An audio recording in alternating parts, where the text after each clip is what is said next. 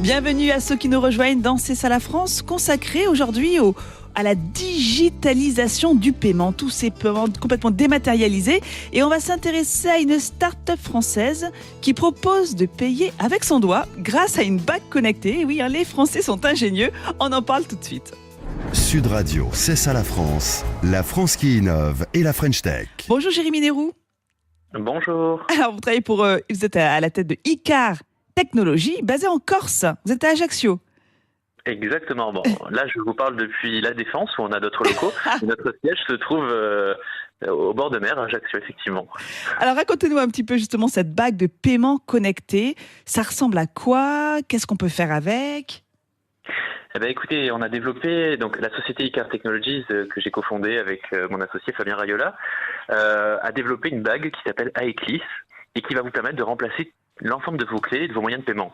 C'est un objet qui, il y a quelques années, paraissait futuriste, mais qui aujourd'hui est très demandé. Et on a plein de contrats en cours. Et c'est-à-dire que du bout de votre doigt, vous allez avoir votre trousseau de clés, votre portefeuille en permanence avec vous. Imaginez que vous Donc c'est un puissiez anneau, c'est une vraie bague. Physiquement, ça ressemble à une bague. Exactement, c'est un anneau assez fin. Qui pour les modèles professionnels est plutôt dans les tons noirs, et ensuite on a des modèles grand public qui sont designés par Philippe Stark, donc qui est devenu notre directeur artistique et qui dis donc, de passion pour l'entreprise. Et donc voilà, vous n'allez donc pas il y a plusieurs modèles de bagues en plus. Elles sont design, elles sont ergonomiques, en plus d'être pratiques. Ben oui, c'était essentiel. On ne voulait surtout pas qu'on balade un gadget au bout du doigt, mais réellement qu'on ait un bijou de technologie avec nous.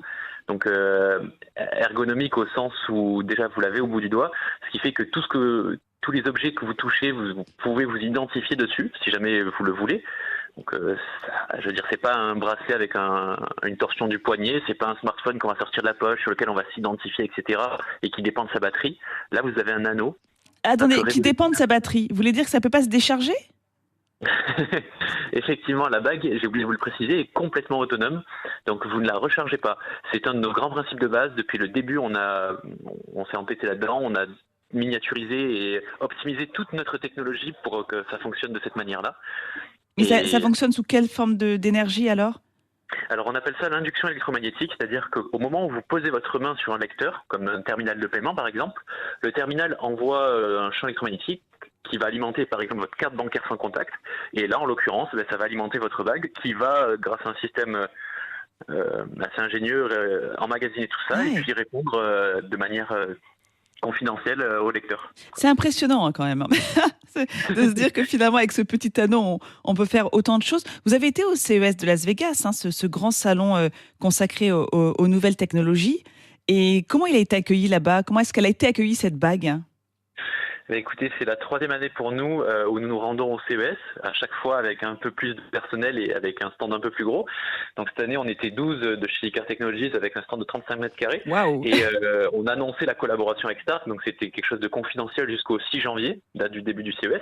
Et écoutez, ça a surpris beaucoup de monde qui attendait qu'une seule chose, c'était le design, parce que jusqu'à maintenant, on jouait un peu avec ça, on montrait des bagues noires, un peu dans l'ombre et tout, mais on avait, comme on ne fait que des prototypes moches chez Icar Technologies, on avait un peu honte du design, et on a... Maintenant c'est réglé avec Philippe Stark. On a réussi à nouer ce partenariat. Et donc aujourd'hui, voilà, on peut dire que c'est réglé effectivement, parce que on a un produit très abouti. Quand vous le voyez, vous comprenez très rapidement que M. Stark reste à la fois dans la simplicité, c'est-à-dire qu'il allait au plus près de la technologie, tout en retravaillant même le concept d'anneau. C'est-à-dire que la bague designée par Philippe Stark n'est pas totalement circulaire, contrairement à ce qu'on peut bien attendre. sûr. Il est parti du principe que un doigt n'était pas complètement cylindrique, circulaire, et donc qu'il fallait que la bague soit parfaitement adaptée au doigt. Donc, oui, effectivement. Mais justement, comment on fait pour avoir une bague qui justement, on a tous des tailles de doigts, j'allais dire, complètement différentes. Comment est-ce qu'on fait pour avoir la bague qui nous convient le mieux? C'est-à-dire qu'il y a différents anneaux, comme quand on choisit une alliance? Exactement, on a 12 tours de doigts différents. Et le problème auquel on a été confronté très rapidement, c'est celui que vous avez soulevé, c'est que personne ne connaît son tour de doigt. Oui. Et du coup, on a développé une application sur le smartphone, donc qui fonctionne sur Apple et Android, et qui permet de mesurer votre tour de doigt en posant le doigt sur l'écran, très simplement. Donc c'est une application qu'on a brevetée aussi au niveau international et qui aujourd'hui intéresse de grands groupes parce que aucun bijoutier n'arrive à mesurer un tour de doigt par Internet. Donc voilà, iCar Technologies, on ne cesse d'innover. Dernière petite question, la commercialisation, elle est prévue pour quand ? Pour juin. Et ben voilà.